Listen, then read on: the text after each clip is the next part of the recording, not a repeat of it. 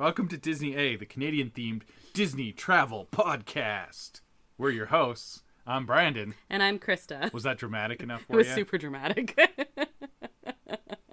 I'm smiling. I know. It's like, why are you so dramatic? I don't know. Just felt like it was appropriate. Oh, okay. Sure. Because of all the news. So much news. So you know how we said we were going to talk about MCU Phase 4 and Black Panther this week? Well, funny story. We still haven't seen it yet. Yeah, exactly. We were traveling, and then we came home, and there were flight delays, and we've just been catching up on work ever since. So it didn't happen. Work and sleep. Work and sleep. Work and sleep. Mm-hmm. That's the title of my memoirs. Work and sleep. Work and sleep. And we're still catching up on work and sleep, so we still haven't seen it, but we have so much news that it was going to end up being an incredibly long episode anyway, so let's just focus on the news instead. Yeah, because we recorded last week's episode ahead of time, so we didn't have any news. So Exactly. we're like 2 weeks of news behind, and there's been quite a bit of news. There's been a couple big things. Yeah. So let's just chitty-chat the news. Chitty-chat. Now I'm going like chitty-chitty-bang-bang. Chitty-chitty-bang-bang. We love you. And okay. Yeah. All right, before we get to that, Brandon, what are you drinking right now? I am drinking Hookin' Ain't Easy. Wow. Which is a fishing... Yep. It's named after fishing. It is named after fishing. It's a type of It beer. actually is named after Yeah. fishing. It's about fly fishing. Yeah, we live in an area that has really good fly fishing, and yeah, it's supposed to be funny. It's just a standard old light ale. Nice. I am drinking a blackberry sour. Hipster. You're very hipster. I Yeah. like sours. No. Sours are gross. Okay. Nope. Also, Brandon, what is your current nerd thing this last week? Or this week, or right now, or whatever? Well, I mean, we've been spending all day playing Pokemon. Yeah, we're recording this on Saturday. And It's pretty nerdy. Yep, stayed up late playing last night as part of our whole needing to catch up on sleep thing. Yeah, well. Yeah. That was my nerd thing, too. Yeah, I got you to play a video game. Yeah, that wasn't Animal Crossing or Disney Dreamlight Valley. Still in the same vein. Yeah, definitely. I like my cozy games. How do you feel about Pokemon? I like them because they're cute little animal things, and You that's like it. what I You like like. collecting them? Yes, and I catch them all. Yeah, Pokemon. I was into Pokemon when I was a kid, so it's kind of like a nostalgia blast. Right, and my youngest brother used to watch the TV show a lot, and he had like a poster of, at that time, all the Pokemon up, and so I remember I have like some reference to Pokemon, but I wasn't super into him or anything. But Pokemon, gotta catch 'em all. Okay, yeah. But I think they're super, super cute, and it's like in my wheelhouse as far as little animals and such. So Yeah, there's some good ones. yep. What's your favorite Pokemon so far? Lechonk. Yeah, you like Lechonk. I like pigs, and his name is Lechonk, and so I love him. He's pretty cute. Yeah, he's really cute. What's your favorite one? I don't know. Mm-hmm. There's been a couple good ones. I do like the fire starter this time. Yeah. Furo Coco or something. I don't know. Yeah, I really liked the kitty, I renamed and him, so then I don't she remember. evolved, and I still like her fine. I know there was that was Sprigato. Sprigatito or something, and people weren't super happy. I liked her better in her original state. She was really cute then, but I mean she's fine. I really liked her then. She was a cute little kitty who grew flowers out of her head. Meow. Exactly. Also, we had some catching up to do, so we watched 2 Andor episodes this last week. Spoiler-free gut reaction, what do you think?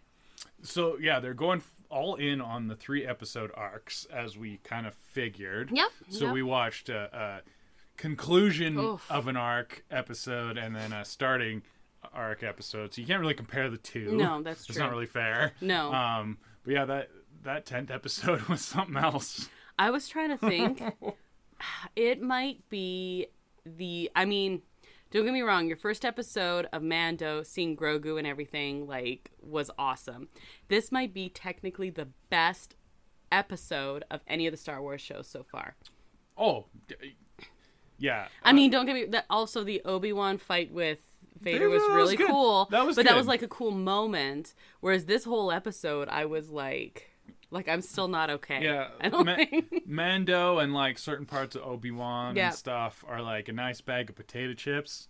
This is like perfectly cooked prime rib. Yeah, I see what you're saying. There's This there's was like a level that there's was a lot more just- depth and yeah. Yeah. I don't know. It's really hard to talk about more without doing spoilers, so we're not going to talk about it anymore. But yes, then we watch the next one, which, as you said, is the beginning of the next arc, and this will be the last arc of the last season. arc, yeah, the last 3 episodes. We Yeah. only got 2 episodes left. I know, it's crazy. But if you, like, we've been raving about it, consider this a fair warning. We are going to do a spoiler-filled episode down the road. Next week, we'll talk about this more, but we are going to be starting our Christmas, our holiday focus. But we're going to interrupt it for Andor, an Andor summary.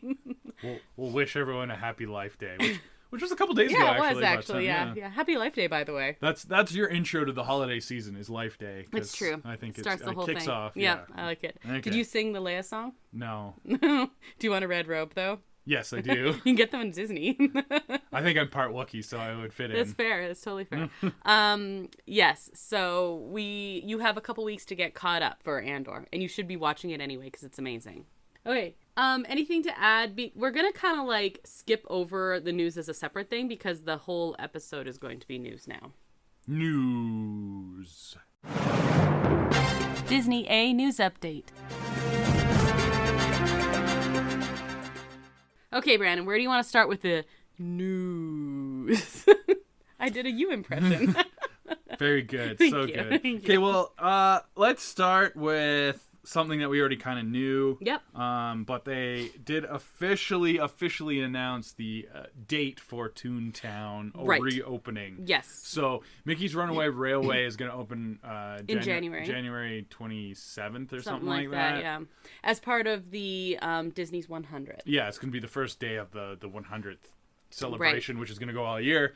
But they're going to have walls up, and you can't go into the rest of Toontown. Exactly. Which is kind of weird. But anyway, March 8th, they're going to open the new Toontown. Toontown 2.0. Yes. With all the fake grass and I'm the big actually- tree.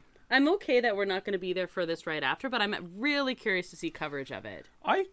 Like, if you listen to our episode about Toontown... We actually didn't do a focus on Toontown. Did you know that? Oh, we didn't? No. I thought I just remember focusing on it because it was so bad. When we were ranking the lands. Oh, we it was a about it land for a ranking. bit. Well, if you listen to our episode about land ranking, Yeah. I kind of give Toontown a hard time. Yeah, we both do. I think deservedly so. 100%. So it did need some love, and I think they're doing a decent job. If it matches what all the concept stuff is, it is... I'm optimistic. And like you have to go in with what the expectations are. It's like kind of a side attraction for little kids to we're not the target. burn off some energy. Yeah, exactly. I mean, I'm saying we're not the target, but it will be fun to wander through and see people playing. And if the concepts that they're doing, I think are great. I used to like going. You never got to go when it first opened, No. whereas I did, and it would be fun to we're gonna go escape the crowds. Well, I mean, when it first opened, it was still crowded there, but you got to go run off some energy, and it was kind of like the Treehouse or the Pirate's Lair on Tom Sawyer's Island, Right. or something like that, or on the other side, the trail, Redwood Trail, yeah. which we did that when we were there in the spring, and it was fun. That's exactly what it was like, and it was it was a good posing for pictures kind of place, and let little Billy go jump off of. At the time there was a ball pit, and it was a whole thing. So I think reimagining that is actually a really good idea, and the whole concept was originally supposed to be this is where the Toons lived. So I don't know, if they can actually do the theming right, I think that's kind of fun. But yeah. And they're also re-theming the little mini roller coaster there, which makes you kind of sad. It does, because I love gadgets so Yes. much. But they are doing Chip and Dales. So they're not getting rid of the Chip and Dale thing at all. But I get it, because no one knows who Gadget is anymore. No. Except us millennials, basically. But she was, even in the new Chip and Dale movie, she was a small part in it. Very, they very referenced tiny, her. Yeah, very, very tiny. But I adored Gadget. In fact, my first pictures of my first trip of Disneyland is me posing with Gadget. Because that was back then. I was 6. Yeah, back when it was a new show. Yeah. You're old. So that's kind of, thank you. Same age. Right. So that's kind of sad. I mean, I understand it, and I'm glad they're not getting rid of the whole thing, but it'll always be Gadget's Go Coaster in my mind. Yeah, I'm very curious to see the finished product and how they incorporate this walkable fake grass, because all the concept art has, like, they've put in fake grass in other parts of Disneyland already, but they don't have anywhere where you can, like, walk on it. So yeah, it's all like... I'm very curious as to how this is going to work, because that could change, like, theme park design in general. It's, like, a way bigger deal than I think a lot of people are thinking of, because one of the biggest complaints about, well, amusement parks, but theme parks as well, is, like, oh, it's just, like, a concrete slab. Yeah.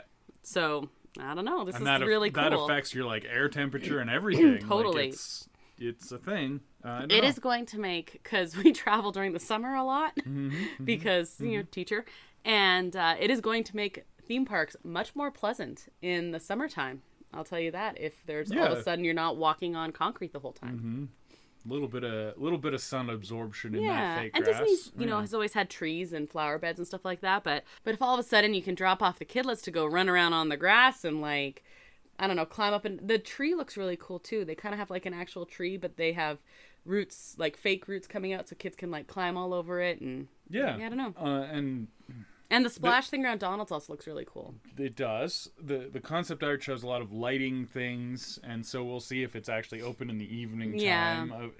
Because they always used to close it for fireworks. Although I have a feeling that fireworks themselves are on the way out in general in the next few years. Well, every time there's the slightest bit of wind, anything above a very small breeze, they can't run the fireworks anyway. And they just rely on the projections then. So I can understand why they would want to make sure it's just, you know, with the exception of maybe like Independence Day or something like that. Yeah, they'll have some special your New Year's Eves, your Independence Days, and especially when you're looking your at Arbor Days, you know, the big ones. And especially when you're looking at a CEO who likes to nickel and dime, that's an extra excuse to charge a little bit more on those days so you can see the fireworks shows. True. Whereas the rest of the time... And save money on the other days, because fireworks ain't cheap. God, no. And so, yeah, the rest of the time it can be projections. And then, of course, they've been using drones and other parts too. That's the future. There's going to be drones. You're going to have... You can do...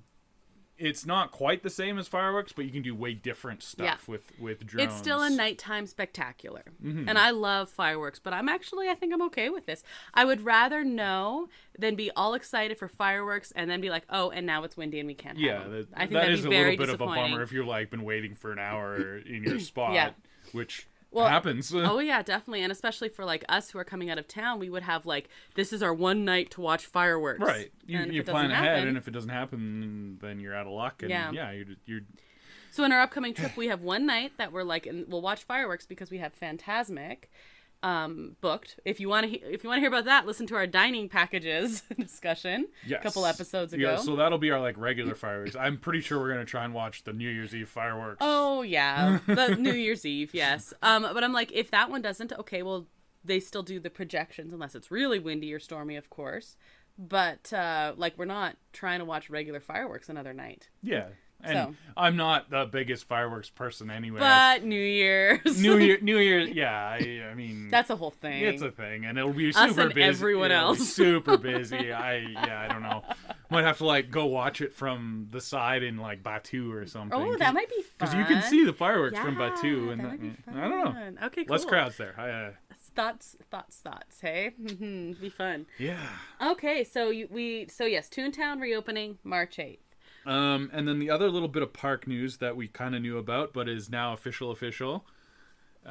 Mando and Grogu are in the park. Yeah, and they look awesome. They're like really good. I heard a lot of Twitter feedback, basically. Well, Twitter. For now, yeah. Yeah, about how people were like really upset because it was really hard to see them. It was really crowded and everything on their first day. Well, yeah. Well, of course. But apparently that was only for a couple hours. Later in the day, they were just like any of the other characters walking around. I'm like, well, that's better than I would have expected. Yeah. So, I don't know. Anyway, that's really cool. So if you want to see Grogu and Mando, you can now see Grogu and Mando. In Batu. Yes, in Batu.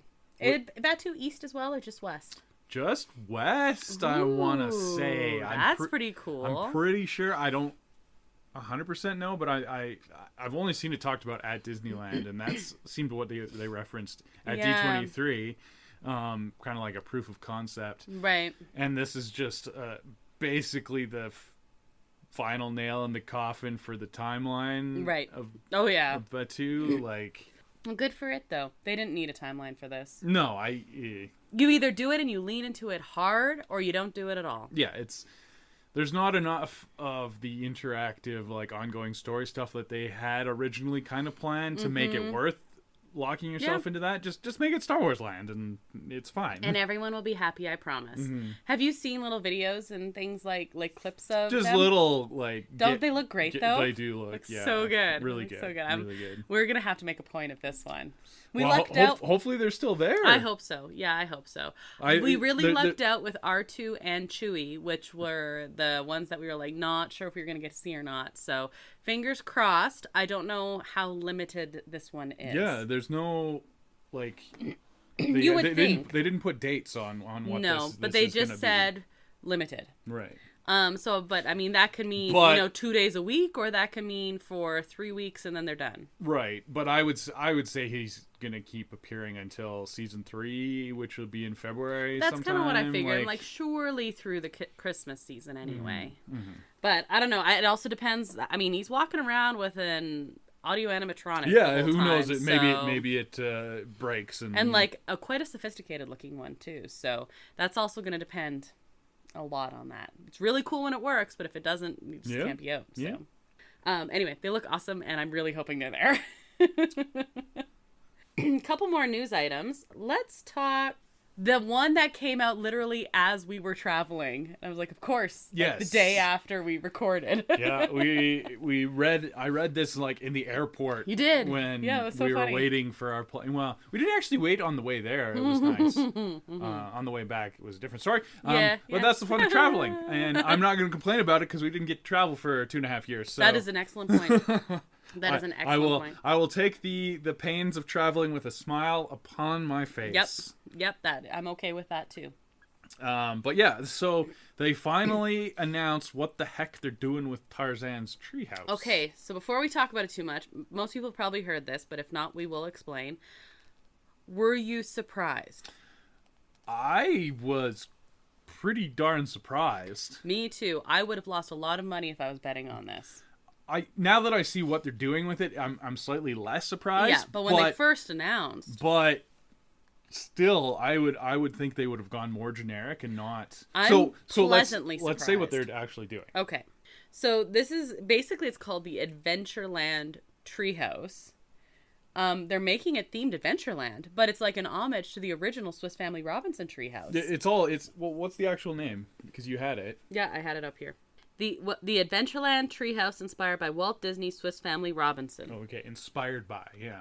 So, because that was the original attraction, was the Swiss Family Robinson. Which you never got to see. No. I did. It was actually really cool. The Swiss Family Robinson Treehouse is what it was called. Yes. Originally. And so they're basically taking it back to that, which kind of shocks me because they're all about IPs. And this is technically an IP, question mark? From how like long the ago? 40s? Well, not that quite. I know, They did a couple movies. They did one in the 40s, but the one that's more common was at the height of all of their like TV movies ones when they did like Pollyanna and all those other ones was right in there. So that was like in the 60s. 60s, 70s? 60s, something like that. Whatever, yeah. Anyway, old. It's super old.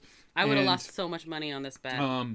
What this leads me to believe is that there's going to be a rebooted Swiss Family 100%. Robinson on Disney Plus. I agree. Or they're planning on it or something. Some kind of series. Which I think actually would work. Mm-hmm. I'm not upset about that. But can I explain why? 1960 on the nose, by the way. So old. Can I explain why I think we're giving credence to this idea? Have you ever seen the 1960 movie? No. I had a few times, and so and of course I read the maybe book once, and like when that. I was like 6 or okay. something. Like, I don't so know. In it, there's like a mom and a dad and 2 sons. Well, in the description of the Adventureland Treehouse, they talk about each room being specific. So this is going to be mom's room.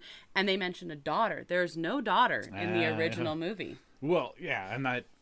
So I'm like, that now... Mm-hmm. They're just like, oh, we're just, being it does say inspired, so that doesn't mean this is actually really smart because it's kind of an IP, but they're like also free to play with it as much as they want to make it work. And you got your nostalgia for your Disney nerds, but it's also something new for the newbies. It's actually quite clever. But it's really cool because then they can do whatever they want. They're not tied to the IP, but they still, by being inspired by it, it makes everyone happy. But yeah, I would have lost a lot of money on this. There was some rumors that they were going to make it Swiss Family Robinson again, and I thought, I scoffed. Yeah. Like, scoffed at I did that. too. Literally snorted. I was like, no. Like, why would they do that? But this is how they did it. Yeah. They didn't do Swiss Family Robinson. They did inspired by Swiss Family Robinson. And by making it just an Adventureland treehouse, they don't have, like, they can maintain, but they don't have to update it every time something becomes dated. Right. And they can... They have. I don't think they've announced that they're tying it into that whole sea thing that was also speculated, the Explorers League or whatever it's called. Yeah, the Society of Explorers and Adventurers or something like that. Yeah, but they could. Exactly. There's so much. Well, I mean, they didn't do a complete rehaul, but they have a tie-in now to Jungle Cruise. Right. So like, there's so much. That's freedom easy here. enough to play around with. Yeah. Okay, well... Anyway, very, very happy. I'm curious very to pleasantly see surprised. what it looks like. That it'll be a few... Oh, yeah, it'll be a bit. I don't even know if they're going to finish it next year, but, well, probably by summer. Probably in 2023. They're working on it hard now, so... Yeah, and they've been kind of, like, tinkering away here and there for a while. I think we'll see it probably next summer. I think they'll want to have it out during the 100th anniversary. Yeah, that makes sense. Yeah, especially because it's like inspired by such a classic thing. The original Treehouse was so much more interactive than the Tarzan's Treehouse. Oh, okay. With the exception of the Tarzan's Treehouse did have that area that was like the wreck in the camp when you made all the noise with the different things, which was from the movie. But it was a lot more like, oh, we're going to work this water pulley over here and we're going to have this... The water wheel is a very big fixture of it. And so it was a lot more interactive that way. Again, another nice place to, like, throw some kids for a while. And few cast members needed to run. Right. You get, like, one at the entrance and one at the exit kind of thing. And things don't break down very much on something like this. Yeah, you keep it simple and... Yeah, exactly. So this is great. I keep thinking about it from, like, a Disney business standpoint right now, right? Yeah, it's a fairly small footprint, especially when you take out that stump that they did. Yeah, it's true. And it can still suck in at least a sizable number of people, so... Yeah, it's at a good location to, like, grab some people from that weird bottleneck there by pirates and stuff. So, yeah, I think it's a really great inclusion and very pleasantly surprised. And I would have lost a lot of money on it. Everyone thought Encanto. Swiss Family Robinson. That's weird. But it's not. It's Adventureland inspired by Swiss Family Robinson. Yeah, it's still Swiss Family Robinson. I don't know. Do you know what I also call this? This they may as well have named it Here You Go, Hipsters. Yeah. Or Millennials. Not even millennials. Like, that's old. That's no, that's old. true. Here you go, people who spend the Disney money. Yeah.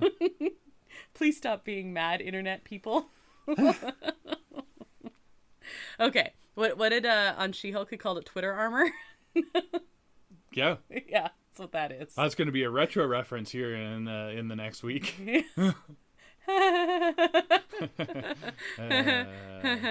Yay, Twitter. Yeah.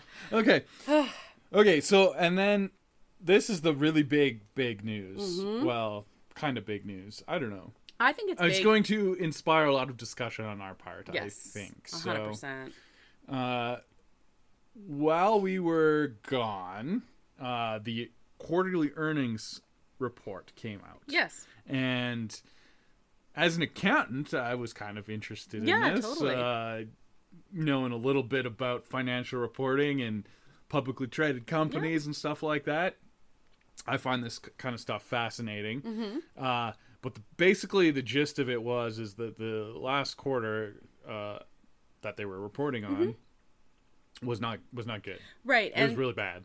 there's been a lot of talk about this, but as someone who actually kind of understands what these numbers all mean, you're like, it's even worse than when they usually say it's bad, it's worse than that. Yeah, like, it's confusing to people because it's not like Disney's losing money. Right. But they're underperforming compared to what the analysts and also their own forecasts were projecting.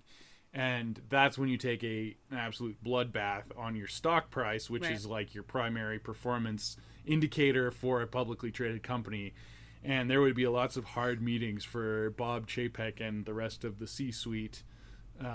It would be bad times. Right. Okay. So before we get too far into that, because a lot of the stuff I was hearing as a non-accountant, basically, was, yes, people being, I mean, a lot of people on Instagram and Twitter and stuff like that are just anti-Chapek anyway. Yeah. But then a lot of it was the ones that were like, oh, but yay Disney was still like, well, you know, we had COVID and stuff. But the thing that you're saying is the analysts take that into account when they're making these projections. Yeah. So your analysts will know the kind of the conditions and like what the business is up against and what their primary revenue generating streams are, and they're going to make their best guess as to what's going to happen and either meet or beat that, and then that's good. Yeah. But if you come under it, then they go, oh, and your stock price takes a hit. Yeah.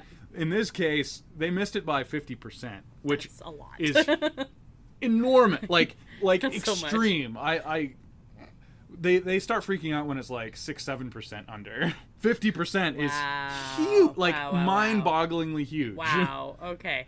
And I just want to like specify, this isn't Disney Parks. This is the whole Disney company. So it's movies, it's streaming Disney Plus, and it's the parks as well. Yep. Oh yeah. Disney Plus is a hard one right now. They aren't expanding quite as fast anymore as they would like, and it's basically a giant money pit because they're spending all this money to film like exclusive new content, right? So you got all your Marvel shows, you got all your Star Wars shows, you got all the other shows that they're filming. Well, National Geographic has different shows all the time. All that stuff costs money, and it's evergreen content for them to put on that streaming service, but you're not going to make that back instantaneously from a $10 a month subscription, right? Even though there's like 1 million people doing that or whatever, right? And even if they stop doing that, if they're not putting as much money into that, then they're not bringing in any money from Disney Plus. Yeah, the subscribers will drop off pretty fast. When there's no content to watch. Yeah, it's true. Okay, so we've got Disney Plus. That's a concern there. But again, you would think they would be aware of that in their projections. Yeah, maybe they just thought it was going to grow, like subscriber base was going to grow more than it did. I don't know. Like, it's hard because you had Disney Plus come out just before everyone was stuck at home for 2 years. Yes. Right? So you're growing way more during that time, and all of a sudden people are leaving and they're canceling subscriptions just to everything. Like, it's okay, so there's the Disney Plus question. Movies, what movies? Well, Lightyear? Lightyear was a big failure. When does Strange World come out? The fact that we don't know that and we are complete Disney nerds is very concerning. We've seen lots of trailers for it, but I wouldn't even say lots. I've seen some trailers for it. Some trailers for it. I'm not excited for it. Which is too bad because if you it's break cool. it It's down, an original property. I don't know, but it looks and they're seems like they're kind of dumping it. I don't know. See, that's what gets me, is if I was just looking at the trailer and just taking it at face value, I'd probably be excited to see it. But it really feels, I've hardly seen anything for it. And we've seen a couple trailers, like you said, but it feels like they're dumping it. So now I'm like, oh, cool. So there's like nothing good about it then, I guess? Because like I'm not excited to see it, because if they're not excited about it, why would I be? Yeah, so that's not great. The Marvel movies are like failure proof. Well, yeah, Marvel's gonna make money even if it's garbage, basically. And I mean, Marvel doesn't make garbage, but if it's garbage compared to the other good stuff Marvel has done, your worst Marvel movie is still making money. Well, so your perfect example of that is the latest Thor movie. Yep.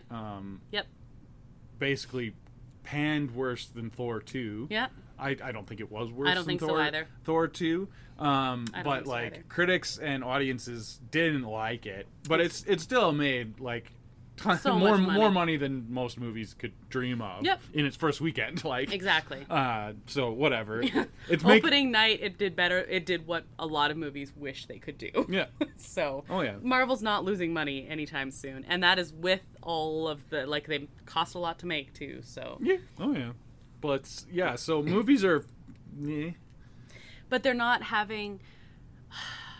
Like with the exception of Marvel. They're not really putting a lot into their movies either. Yeah. Like, I get that they actually kind of tried to put some stuff into Lightyear and it fizzled, but they also released it when people are still not going to movie theaters very much and things like that. Like, they're trying to figure out this weird movie thing. We're not going to a movie unless it's a Marvel movie, probably. Wow, I would go to movies anytime, anywhere, but going to a movie for us is an outing. The closest movie theater is like a solid half an hour and they drive on the highway. One movie a week. Yeah. So, and it's Canadian winter right now. So, but what I'm saying is, like, we're not making a trip to go see a movie unless it's something that's, like, really... Yeah. It's got to probably be Marvel, quite frankly. What have we seen in theaters that wasn't Marvel over the last year? Has there been anything? No. I don't think so, hey? No. Last 2 years?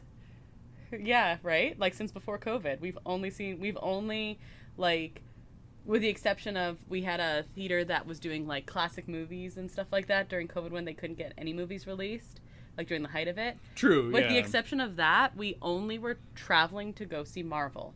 So, and I wanted to see Lightyear, but I don't know. Like, so movies, that is, like, a new frontier for them they're figuring out, and it's not, with the exception of Marvel, they're not bringing in a bunch of money from them. Yeah, and... We'll see, because Indiana Jones is coming out pretty soon.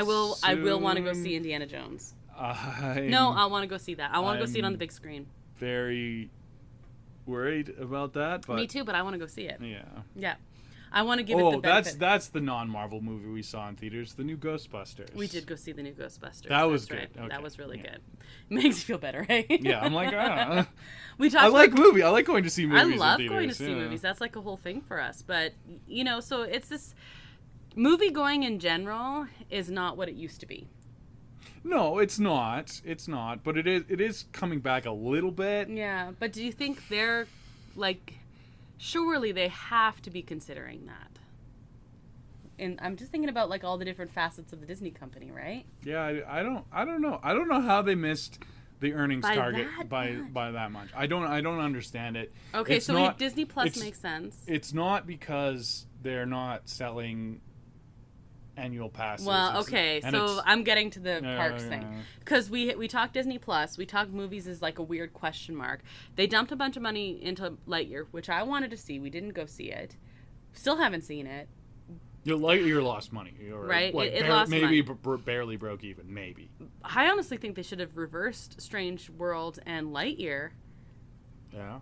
Do you know what I mean? Because Lightyear was so weird. Lightyear took the wind out of Strange World sales because they look similar. Yeah. Both sci-fi. But if you had animated stuff, I think Strange World was an easier sell than Lightyear. Well, no, they thought Lightyear was an easier sell. Yeah, well, they were wrong. It's an established property, right? Yeah, but it was a weird version of an established property, and people couldn't figure that out. But I can see why they would think that Lightyear is an easier sell. They think the average public is smarter than they are. Or dumber than they are. That's what they think. They're like, oh, okay, well, you've seen this before, so you'll go see it now. Yeah, but they also were assuming that everyone would realize that it wasn't, that it was the astronaut, not the toy.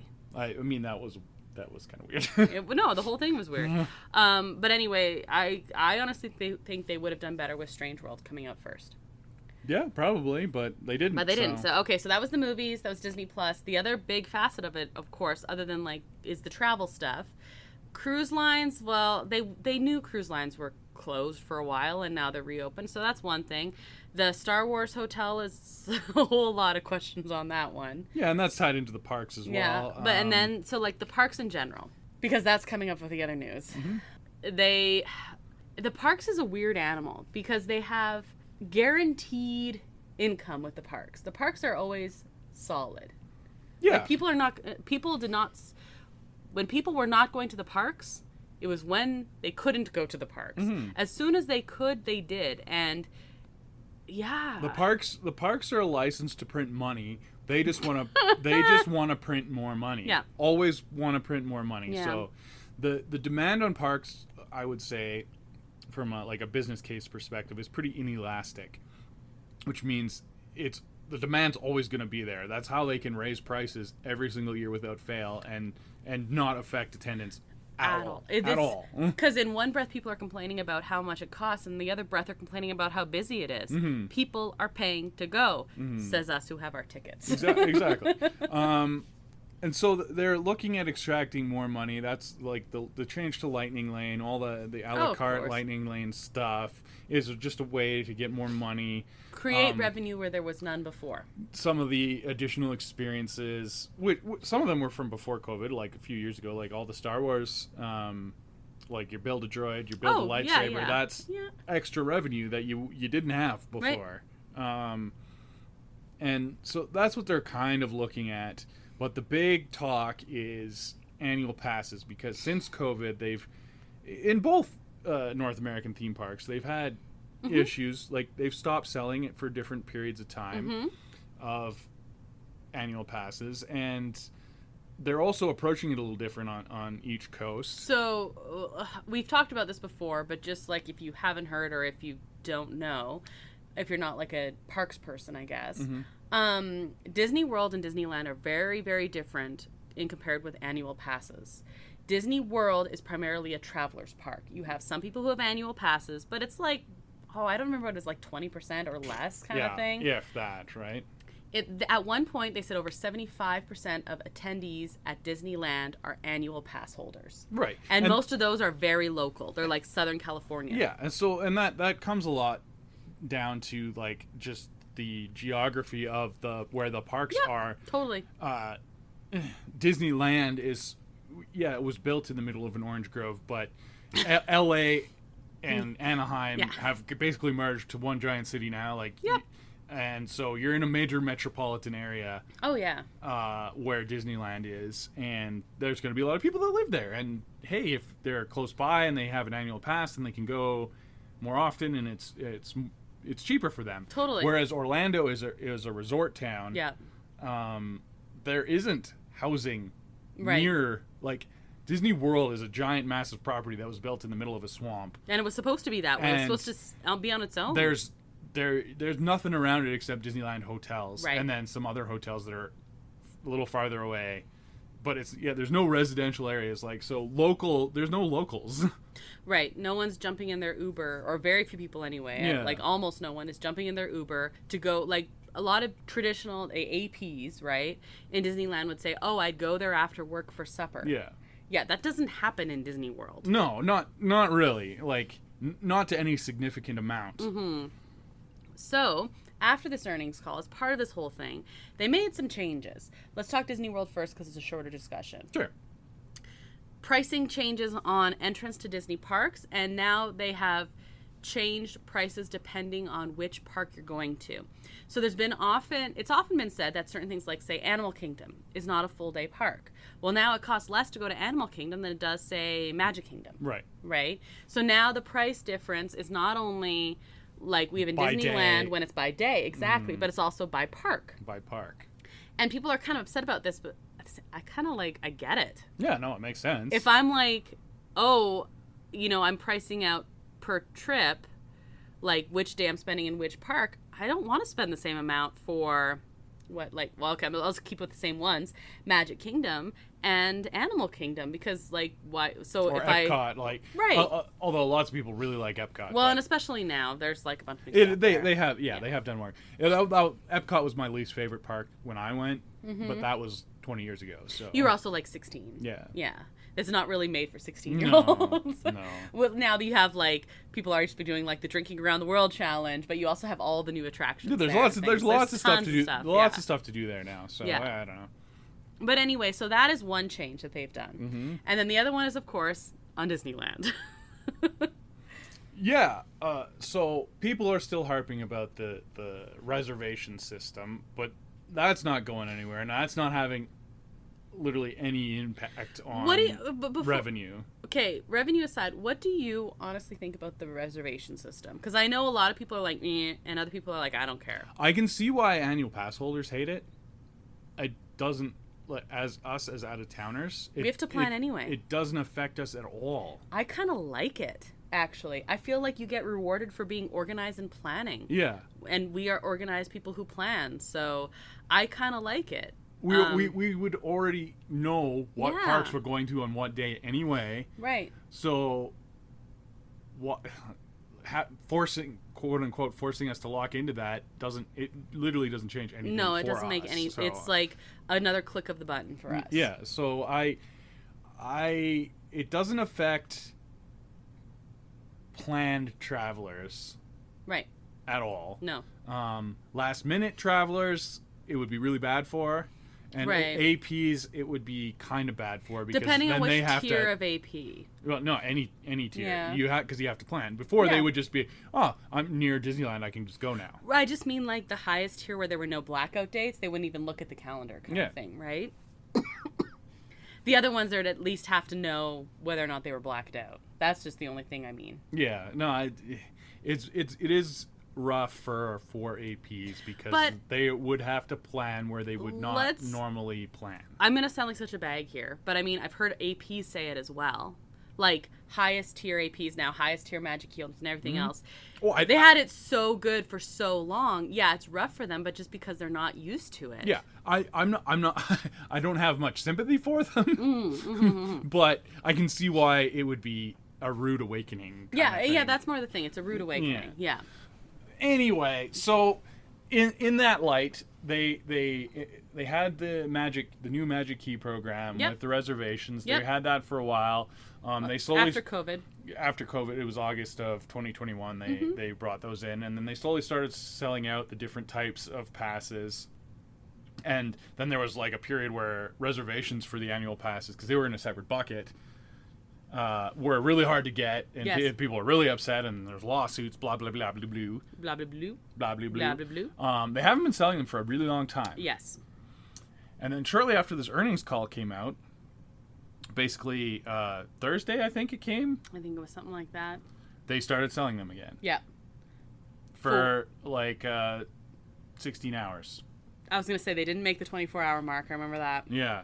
They started selling at like 9 a.m. local time, I think, and they stopped at like 7 p.m. or maybe overnight. I'm not even sure because, of course, online sales. Yeah. So this is super interesting. So renewals they had started allowing earlier in the fall. Well, like late summer, early fall. Yeah. So if you have one, you can renew it. You always have been able to renew it. Yes. They're not kicking you off it if you pony up your money. Right. When it comes due. Let's also remember something. When you could buy, and like I keep saying on passes, the Magic Keys, when they first started selling them in 2021, people from out of country were not allowed to cross into the States. And in most cases. Right. Yeah. And it was dissuaded from crossing state lines. So the only people who had Magic Keys, or I shouldn't say the only, most of the people who had Magic Keys were locals. Yeah. Or at least local, with quotation marks around it, right? So then when they started, they opened up a little bit after that, but they didn't sell them for very long before they stopped selling them. Mm-hmm. So even if you were renewing, you were still local. So this was the first time, this short little several-hour window, when people were able to buy who maybe were from out of state, or even like we were out of country. We did not buy annual passes, by the way. No. I'm still kind of interested, but too. There's no tier that really works for us for the price range that it's at. Yeah. So if we were doing one, the tier that kind of works, because considering blackout dates and school calendar, is the second highest. It's quite expensive, so to make it worth it, we would have to be doing no other travel that year, and we'd have to make a point to go to the parks like a lot. Which minimum of 3 times. Minimum of 3, yeah. Whereas before we were like, if we do it twice, then it's worth it. But now it has to be at least 3. 4 preferable. I would still be interested, but we have to plan in advance to be like, this is the year we're not doing anything except, right? So maybe we'll do that, or maybe they're going to revamp the system again. I don't know. Yeah, that remains to be seen. I'm shocked that they jumped into selling them. Yeah. And I'm more shocked that they turned it off so fast. Me too. They literally turned it off in like you said, like 16 hours. People were in the queue quite early, and they were in the queue for 12, 14 hours, and then they got a message saying, "Oh, we're sold out. Too bad for you." And I would be so mad. So mad. I am just on like the forums and stuff like that I'm on. I had people who were like giving updates, and some who had successfully bought, and then some who had it open on like laptop, iPad, phone, went to bed, woke up again. They had hardly moved in the queue, and then of course found out that they were sold out. I would be like livid. I'd be more upset though if your turn had come up while you were sleeping. Yeah, that's tough. I'm just really surprised that they jumped into selling them and turned it off so fast, because all that does is upset people. Yeah, I don't understand why they would do that. I don't get it. Like, so they can't have made that much money in such a short. Okay, so yeah, we're talking about them being under their earnings target in billions of dollars. Yeah. Like, they did not make billions of dollars in less than 24 hours. Their net profit was something like $21 billion in the last quarter. Right. A few dozen hours of selling annual passes isn't. It's not doing it.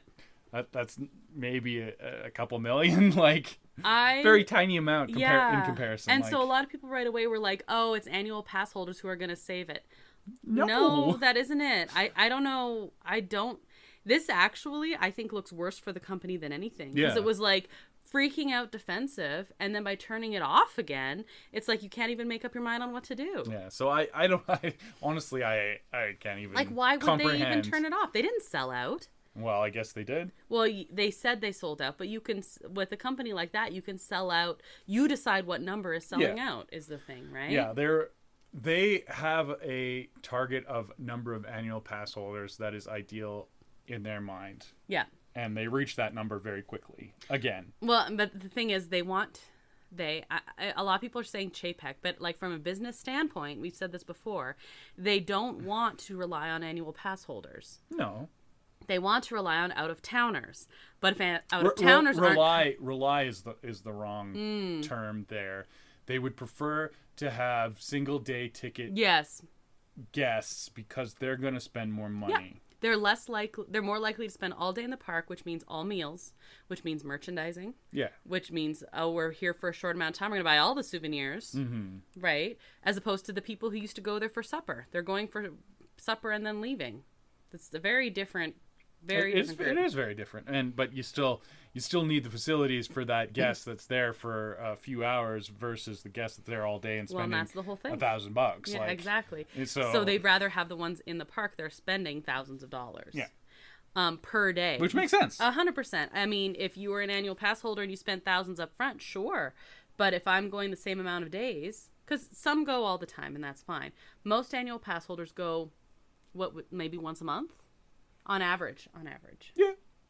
Ish, right? Yeah, every couple weeks, maybe. Yeah, something like that. Yeah. You're not spending thousands of dollars every time you go. No, you're not excited to go build your lightsaber the third time you've been that month, right? Exactly. It just is. That is the way it is. And so they want more single-day holders who are going to spend more money. So, I don't know. It seemed desperate.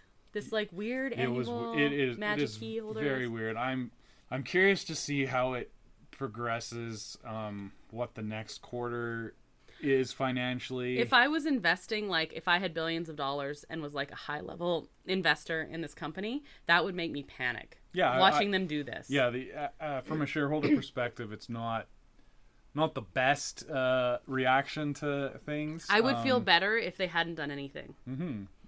Because then it's like, oh, you clearly know what you're doing and you have a plan, as opposed to this like panic. It's not good. It seems unplanned, but I don't know. Maybe we just don't know the whole story. And the other thing is, they have not released a statement about this, other than just the message that popped up, and we've sold out. Yeah, which is crazy. I also want to say, it sounds like we're down on annual pass holders and magic key holders. We're not. There's just a sense of entitlement that other people want to use the park too. Yeah. And also we're thinking about it this makes sense from a Disney business perspective. So everyone can get upset all they want about, money grabbing and stuff like that. Every CEO has had dollar signs in his eyes. Mm-hmm. Chapek he has not had much success. He's had a whole lot of failures, which is, he's definitely not my favorite CEO on the planet. But then again, there's one who might be worse. I don't have any favorite CEOs on this planet. But do you know what I mean? Like, I don't know what other people expect. And even people are always like, oh, well, Walt wouldn't have liked that. Maybe not. Walt also charged per ride. So yeah, and he wasn't the CEO. He wasn't. He was like a creator who he was like the creative director or whatever, like the president. And here are my cool ideas, make them happen. Roy was your CEO. Yeah, and Roy was also like, it's hard to not like Roy.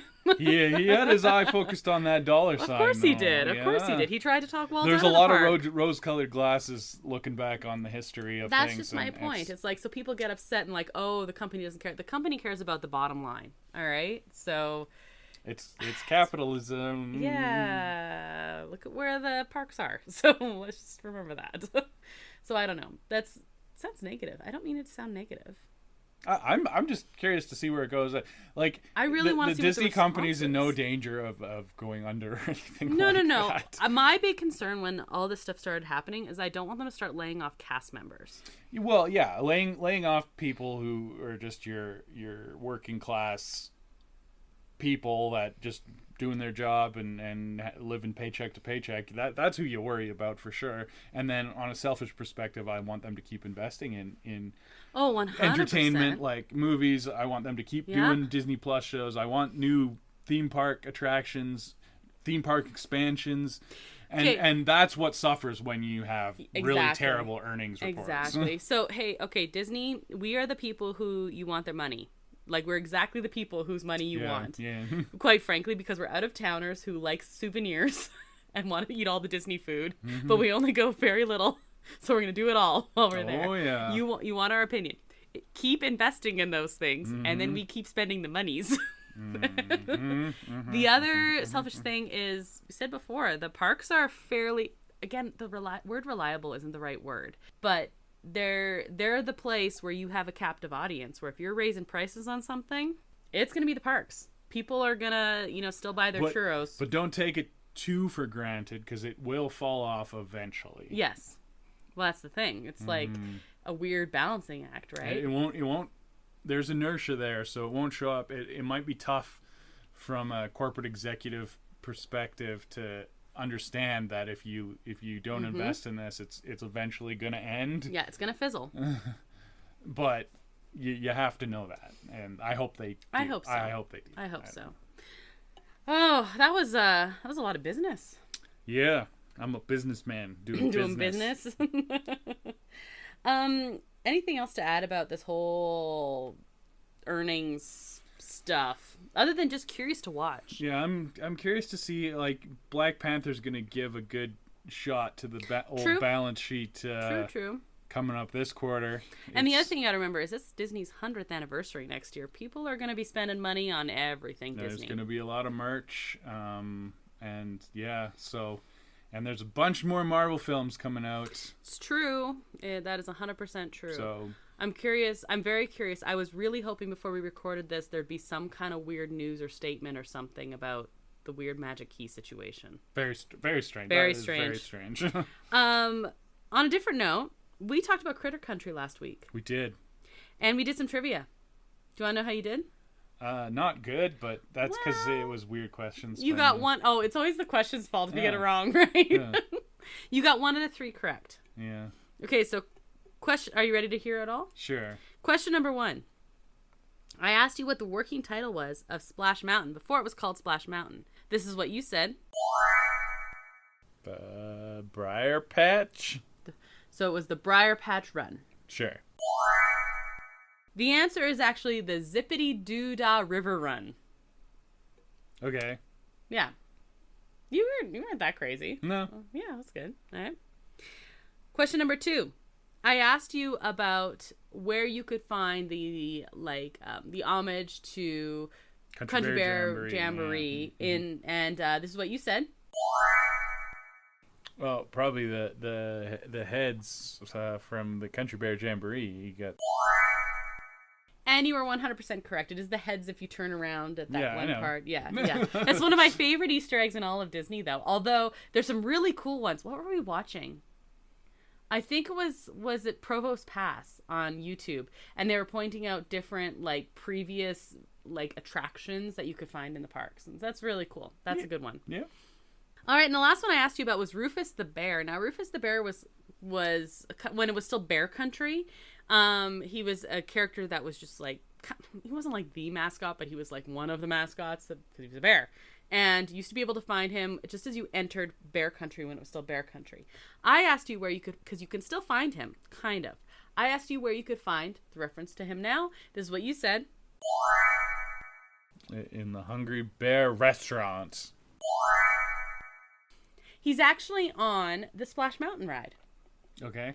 So I think it's just before the first drop, you can hear a bear snoring. And that used to be what you heard when you walked into Bear Country. And there was like a little sign that was like, home of Rufus or whatever. And that's scary. You don't want to wake up a sleeping bear. No, you don't. Very angry and you bitey. might be happy to be on the waterfall. Yeah. At that point. Yeah. But yeah, so next time you're on it, while there's still bears, keep an eye out. Yeah, I think we got one. I think we got one more ride. Well, we're gonna ride more than once, but early in the day because it's gonna be cold. Yeah, so we need some time to warm up. But yes, right. Either I think it's just before the first drop. You go like around the corner. I remember hearing the story. Yeah, that's Rufus. Oh, okay. Yeah, it's cool, right? Sure. Yeah, I think it's cool. All right, so you might need a sleep apnea machine though. That's a loud snoring. That's a very aggressive snoring. He's warning people not to wake him up. Let sleeping bears lie. Yeah, I'm just worried about his sleep quality. I'm sure he appreciates that. Well, that is our show for this week. Thanks, El Mule, who's responsible for the custom theme song you heard at the top of the show. You can find a link to his work as well as all of our social media accounts at disneya.wixsite.com/podcast. You can also email us through there. And you can find us on YouTube at Adventures A. If you've rated or reviewed our podcast, thank you. And if you haven't, you should do that. What are you doing? Why haven't you done that yet? Yeah. Yeah. Also, if you have reviewed us and you would like a Christmas card, we've got those coming in the mail to be sent out soon. 'Tis the season. Featuring the graphical design stylings of one Krysta. Yes, that's true. I did design them. Although I will say, you know what the highlight is of the Christmas card? There's a picture of our puppy on it. Yeah. Very majestic derp. Oh, well, the best part is she's covered in snow. It's very seasonally appropriate. So if you've already sent one in, that's great. If not, make sure you do that. We'll be sending those out right at the end of the month or maybe like the first day or two of December. So you have like a week or so. If you've rated or reviewed us and you want to make sure you get a Christmas card, easiest way is either through email or find me on Instagram because who knows how long Twitter's going to be around. Instagram's probably the safest bet. Yeah. So, yeah. Speaking of Twitter not being around, you should go check out all my live tweets. Oh, yeah, while you still can. While you still can. They were so good. Yeah, they are. Speaking of live tweets, do you want to watch another movie? No, I don't. I think it's your turn. Oh, it's my turn? I think it's your turn. Yeah? 'Tis the season? It is. We're going to do a blind date with Disney, and I've gotten off pretty easy the last few times. You've had to do whole series. Yeah, I'm not trilogies. Yeah. I'm not doing a series, but I will do one. Yeah. I'll find something good for you. Okay. It is time for a blind date with Disney, and you're going to pick something festive for me, you said, to kind of kick off our Christmas season. I'll try. I don't know. Something kind of festive, sort of festive? You've watched most of the lame Christmas movies already, so... That was the problem I had. I picked... Your first one was a festive one last year, and the problem was I had seen almost all of them. Yeah. Oh, that was a bad one last year, too. Life Size, right? Yeah. Oh, Life Size Part 2. 2. Okay, I'm sorry. Be nice. I like you. You're a very nice man. So anyway, that is our kickoff to the holiday season is next week. So I'm Krysta. I'm Brandon. And until that next adventure, TTFN, ta-ta for now. Thanks for listening to Disney A.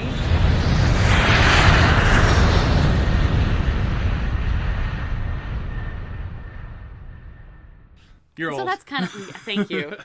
Same age. Oh, right.